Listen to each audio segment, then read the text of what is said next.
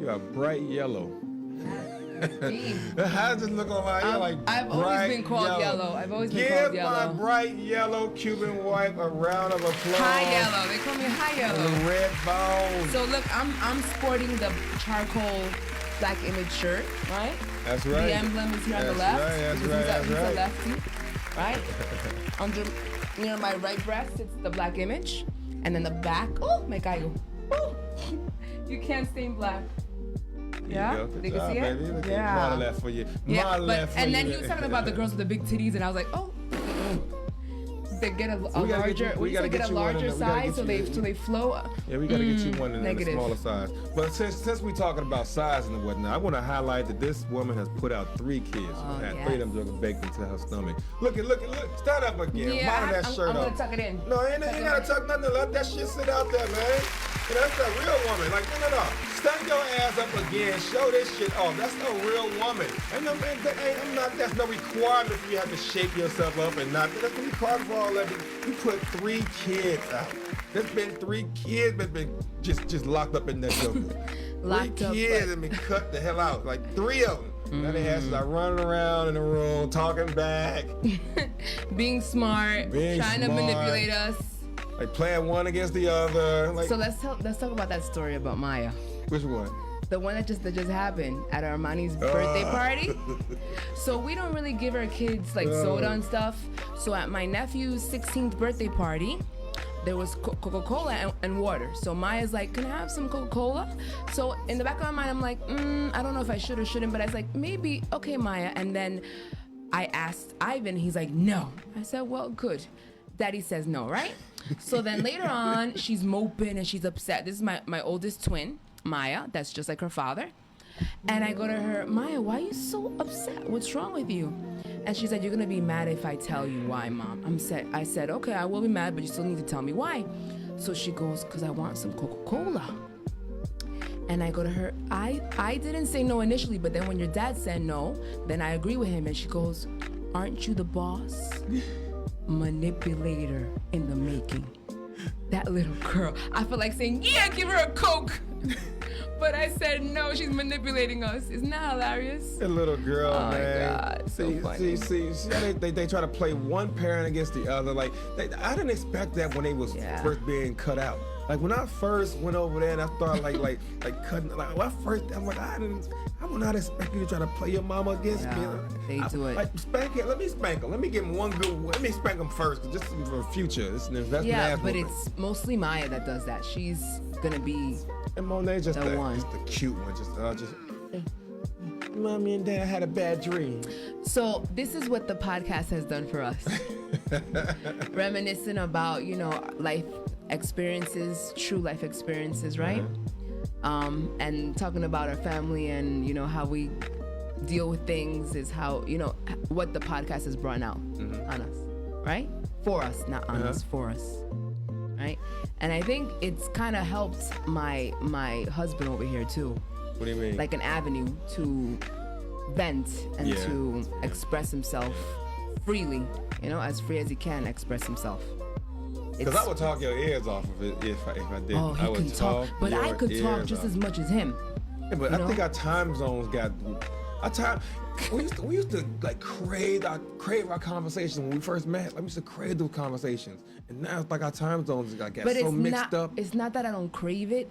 I don't have the time like I had before. Because when you get ready to go off into your tangents, it's like, okay, it's like bad timing. Like, like I don't really want to deal with this shit right now. So I gotta sit there like, okay, talk, baby, hurry, get through this. I'm trying to create a want to ring the phone real quick. But before, we always had time to hear each other speak, Man. Before the kids came, we had so much fun, man. Yeah, we still have fun.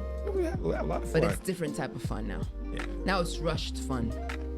But it's still fun. It's rushed. I like that. This actually, believe it or not, this podcast has created a different just demeanor in the house. Like the way you are with the kids now. It's like that's amazing. Like you just let some of the social norms go. And you just talk. Like, get your ass over here. Like, before, it was like, again, our idea of what we think parenting should Yeah. look like. You never swear around your kids. You wake up I and you swear, and that's you make bad. food all I swear. day. And the And baby sometimes was they have to like, eat the bread. baby mimicked me so well. She's like, coño. I was like, Monet. And she said it so cute with her high-pitched voice. Coño, mommy. I said, oh, well. Yeah. Just being able to express ourselves. It lightens us up. You know, carrying the load of guilt of some of the failures that we've had, you know, with our mortgage and with our house and all of these things. Some of the pressures that, you know, we gave it out. We gave it a try. We tried different things. This is one of the results of trying to like create different avenues to supplement it. Like just going through all of that and just being open and honest about Real it. Like, about it.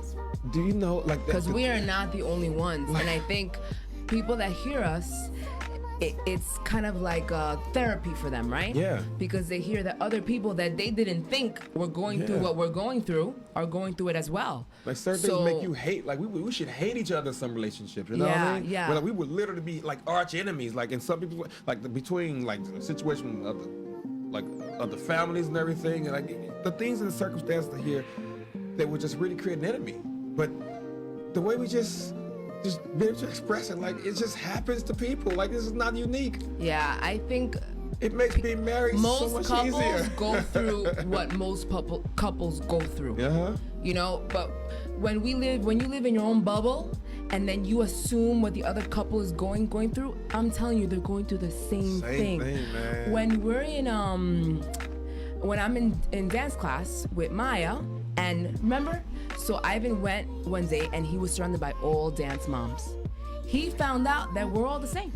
We're all crazy. married to the same man, That was and crazy. all the men are married to the same woman. That was It's so crazy. Different background. That shit was crazy. But we're the same, like baseline, we're the same. Yeah, there's some differences or there's some severities, you know, in character or whatever, but basically the same thing. So it's good to hear, you know, I think for other couples it's good to hear people like us going through things that we're going through and how we can go through them and, you know, and having them relate function, with us. and still be great parents, and still love each other as husband and wife, and still just live our lives. That same freaking fly has been bothering me all damn night. It's okay, it's a gnat. So,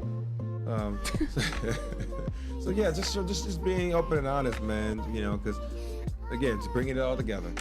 In the beginning of the podcast, I was trying to. What's the quote that I found now? I forgot what it said. I forgot that quote. It's such a good quote about do what makes you happy. Mind your business. I forgot what it was. And let them do what makes them happy. Like, you know, just do what makes you happy. So ultimately, don't be concerned about what others may think of you.